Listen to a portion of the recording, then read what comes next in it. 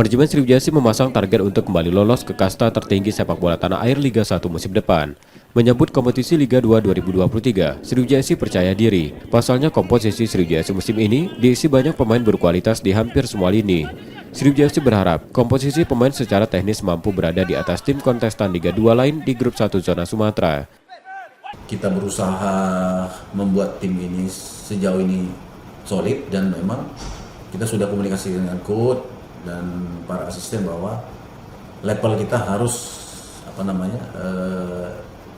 di atas rata-rata pesaing kita gitu. Itu harapan kita ya, dengan mendatangkan beberapa pemain, dengan mendatangkan coach Yoyo, ya kita memang berharapnya seperti itu.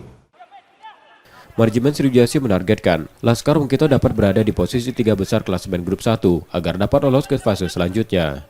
Nur Muhammad, Kompas TV, Palembang, Sumatera Selatan.